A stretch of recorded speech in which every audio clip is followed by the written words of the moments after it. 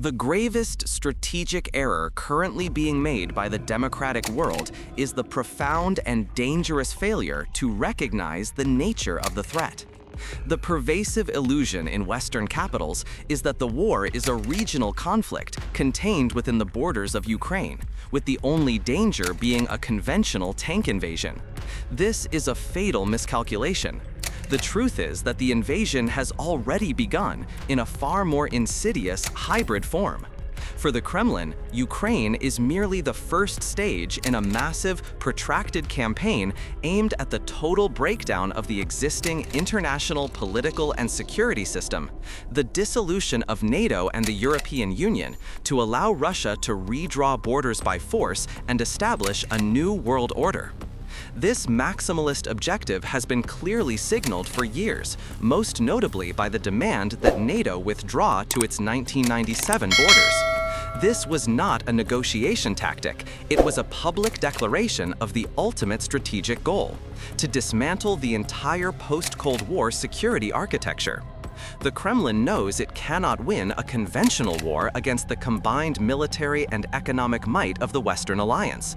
Therefore, the invasion has been executed through a doctrine of hybrid warfare designed to exploit democracy's single greatest weakness, its internal division and its reliance on consensus. This is a silent, creeping assault that uses political operatives, financial corruption, organized crime, and mass propaganda instead of armored divisions, which explains why the threat is so hard for conventional thinkers to grasp. This hybrid invasion operates on several alarming simultaneous fronts. The first is the ideological assault. The Kremlin actively funds and trains extremist groups, both far-right neo-Nazis and far-left anarchists, from the US, Canada, and Europe, in specialized camps within Russia. These terrorist cells are not just political agitators. They are prepared to conduct acts of violence and destabilization on Western soil, as proven by the arrests of militants linked to the Russian imperial movement and the Northern resistance movement. The goal is simple: fracture social cohesion and prepare the ground for internal chaos. The second front is political subversion. Russia systematically finances and supports Eurosceptic and radical political parties across Europe, including figures who share the Kremlin's desire to dissolve the EU and NATO. These political agents act as a Trojan horse, using parliamentary power to block vital financial and military aid to Ukraine and sow discord within the alliance. Every delay in aid, every political fight over a defense budget is a direct consequence of this Kremlin-sponsored political corrosion. The third front is the migrant weapon. The invasion has been executed through a doctrine that views human beings as tools of coercion. Russia and Belarus systematically use migrants, recruiting them from vulnerable regions and transporting them to the borders of Poland and Finland. This is a deliberate, centralized policy designed to fuel right-wing extremism in Europe and divert essential border guard and defense resources away from Ukraine. The consequence of this failure to recognize the true threat is that the democratic world has become an active participant in the war, not as a strong ally, but as a direct logistical rear for the Ukrainian military. The Ukrainian soldier fighting in the trenches is not only fighting for their country, they are the thin red line that is, paradoxically, allowing the citizens of Berlin, Warsaw, and London to live under the dangerous illusion of peace. This strategic outsourcing of security is a profound act of self-betrayal. If the democratic nations do not understand that their own homes are now the rear area for a war they are already in, they will soon find themselves in the trenches. The time for denial is over. The true objective is the total annihilation of the security architecture that has guaranteed peace in Europe for the last 50 years. The attack is here, and the West must recognize that the enemy is already inside the gate. The strategic contradiction at the heart of the Kremlin's foreign policy is staggering and lethal. While Vladimir Putin claims his entire military operation in Ukraine is a crusade against Nazism, the verifiable evidence shows that the Russian state is actively co-opting, training, and weaponizing genuine international neo-Nazi and far-right terrorist cells for use against the West. This isn't hypocrisy, it is a calculated feature of their hybrid warfare doctrine. The goal is not ideological purity, but sheer indiscriminate destabilization of democratic rivals. Our intelligence indicates that the key operational hub for this initiative is the Russian Imperial Movement, RIM, an organization designated by the US State Department as a global terrorist entity. RIM operates the paramilitary training camp known as Partizan near St. Petersburg. This facility is essentially a finishing school for international extremism, providing tactical combat training and explosives handling to radicals recruited from across Europe and North America. The consequences of this program have been demonstrated repeatedly on Western soil. We can trace terror plots directly back to this camp. For instance, individuals from the US-based neo-Nazi group The Base, like Ronaldo Nazzaro, have not only been granted soft platform interviews on state-controlled Russian television, but have also been confirmed to have sought or received training at Partizan. Similarly, the perpetrators of the 2017 bombings targeting refugee centers in Gothenburg, Sweden, members of the Nordic resistance movement, were found to have undergone military instruction at the same Russian camp. This is not casual tourism, it is state-sponsored terror outsourcing. Moreover, this network shows a profound, cynical indifference to ideology. While claiming to fight fascism, the Kremlin maintains deep ties with groups like the Polish neo-fascist organization Falanga. Falanga members, whose symbols include crossed Kalashnikov rifles, were photographed fighting alongside Donbas separatists, demonstrating that Russia will recruit the very fascists it claims to oppose if they can advance the immediate strategic objective of chaos and territorial aggression. This terror network serves two critical purposes. First, it creates an immediate, low-cost capability to conduct false flag operations and acts of political violence within NATO states. Second, it deepens the profound social and political divisions within the West, eroding public trust and distracting law enforcement agencies from focusing on the external threat posed by the Kremlin itself. This exploitation of domestic extremism is definitive proof that the Russian war is not constrained by Ukrainian borders. It is a total, covert war against the foundations of the democratic world. We've established the terrifying reality of Russia's terrorist training camps, but the Kremlin's hybrid war strategy is far more sophisticated than just bombs and extremists. The second front is a political one. An insidious, well-funded campaign of political subversion that seeks to dismantle the European Union and neutralize NATO from the inside out. This is the Trojan horse strategy, using the very rules of democracy to bring the entire alliance to a catastrophic halt. The goal here is not merely to influence public opinion, it is to install Eurosceptic and radical parties, proxies who will serve the Kremlin's strategic goals by shattering the cohesion and legitimacy of the democratic alliance. We have concrete evidence of how this political warfare is executed. The intelligence points to key agents and financiers, like Alexander Usovsky, who have worked to create a network of influence. This influence is channeled through radical political groups across Europe. Look at Poland, the critical logistical hub for aid to Ukraine.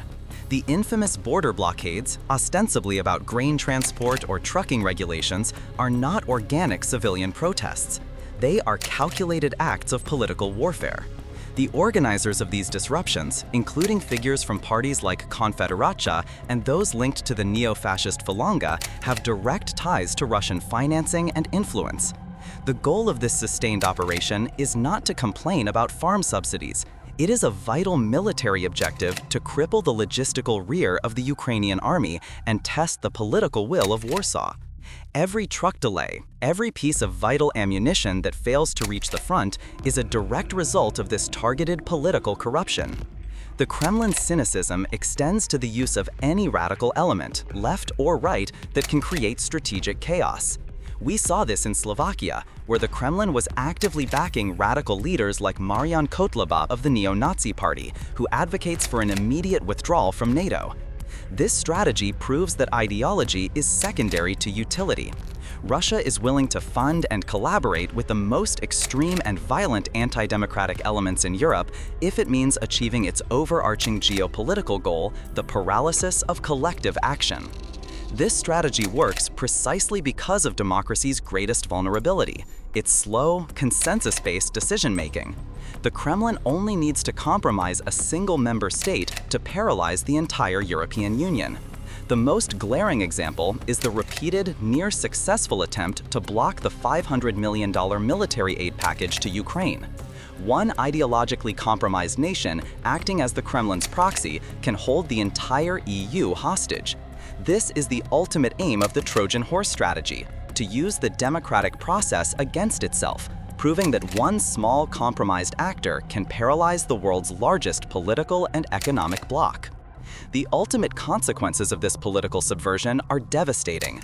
The immediate effect is strategic blockage, delaying the tanks, artillery, and anti-air systems vital for Ukraine's survival. The long-term goal is geopolitical fracture, breaking the political will and cohesion of the EU, making it incapable of unified action. This internal fracturing is essential for the success of Russia's external military aggression. Moscow is betting that Europe is too divided, too complacent, and too compromised to defend itself. The political battle is not being fought in Kyiv. It is being fought in Warsaw, in Bratislava, and in the halls of the Bundestag, and the democratic world must recognize that its political leaders are now on the front line of Russia's war. We have established the military and political subversion tactics of the Kremlin. Now, we confront the cruelest and most cynical front of this entire hybrid war: the weaponization of human misery. This is a deliberate, calculated operation by the Moscow-Minsk axis to manufacture a humanitarian crisis on NATO's borders, using desperate people as expendable strategic tools. This isn't a flaw in their system. It is a meticulously planned feature designed to fuel extremism and drain Western resources. The strategy is simple and brutal in its execution.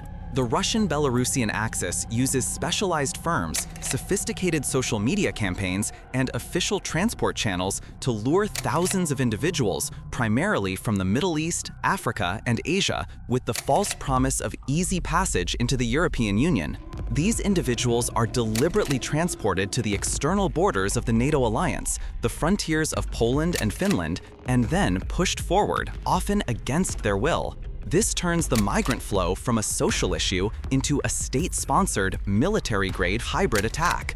The evidence for this is no longer circumstantial. It is conclusive and comes directly from the border agencies themselves. We saw the initial massive deployment against the Polish border in 2021, where thousands of people were transported and concentrated to create a diplomatic and security crisis. More recently, we've seen this tactic intensified against Finland, forcing the Finnish government to take the drastic measure of closing its entire border with Russia. Finnish border authorities confirmed that the transport of these individuals was systematic and centralized, a clear indication that Russian border services were facilitating and coordinating the crisis. The Kremlin is actively creating a humanitarian catastrophe to serve its geopolitical goals. This hybrid tactic has a devastating dual strategic purpose: military diversion, resource drain.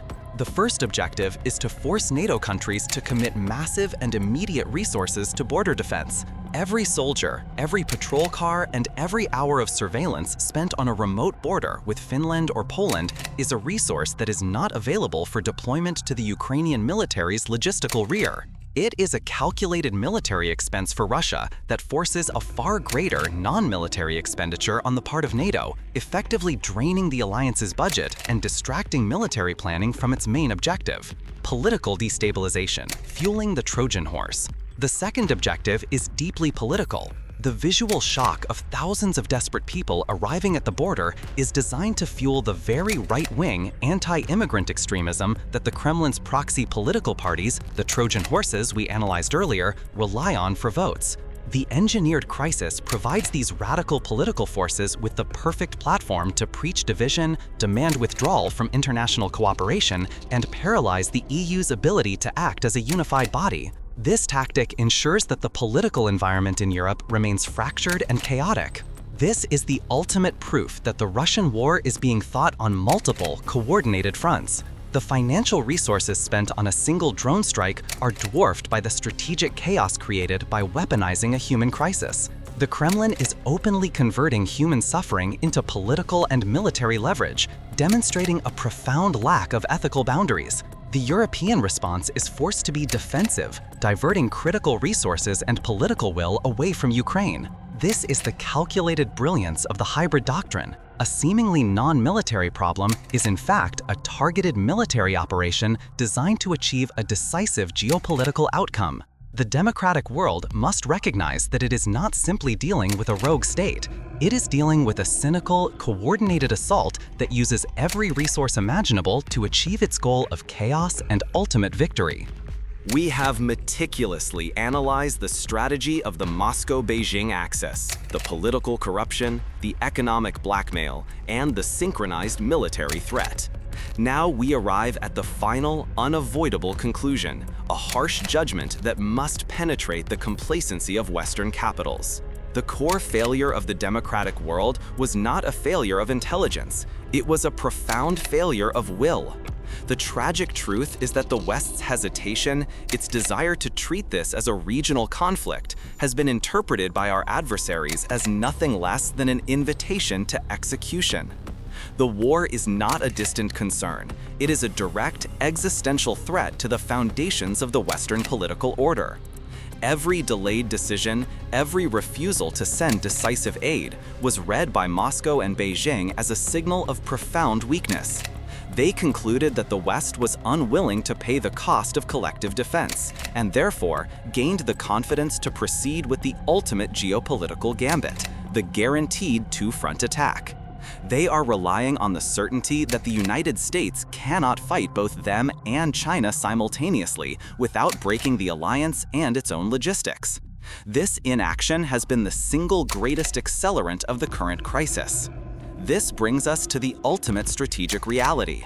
The Ukrainian front is now the thin red line defending the entire European continent.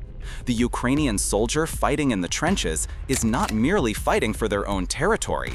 They are the sole, courageous buffer separating the destructive, brutal tactics of the Russian army from the streets of Warsaw, Berlin, and Paris. Their sacrifice is what allows the citizens of NATO nations to live under the dangerous illusion of peace. But this illusion is fragile and dependent entirely on the Ukrainian army's ability to hold the line. If the Ukrainian defense were to fail, if that thin red line were to break, the Russian army, now battle-hardened and operating with a military doctrine adapted to modern drone warfare, would be instantly at the gates of NATO. The choice is stark and binary. The war has already come to Europe in a hybrid form, through political subversion, terrorist training, and the weaponization of migration. But the final, full-scale military invasion of a NATO member is now a terrifying matter of timing. To avoid the final catastrophe, the democratic world must recognize its own status as a direct participant in the war and act with the immediacy that the threat demands. The only way to stop a war on your own soil is to win the war on the current frontier. This requires a unified, overwhelming commitment, an industrial and military mobilization that leaves no doubt in Beijing or Moscow that the cost of aggression is insurmountable. The West must finally confront the consequence of its choice. It must either arm Ukraine now to win the war on their soil, or prepare to fight a much costlier, far more brutal war on European soil later. The failure to support the Ukrainian soldier is not just a moral failing, it is a fatal strategic blunder that endangers the security of every democracy on the planet.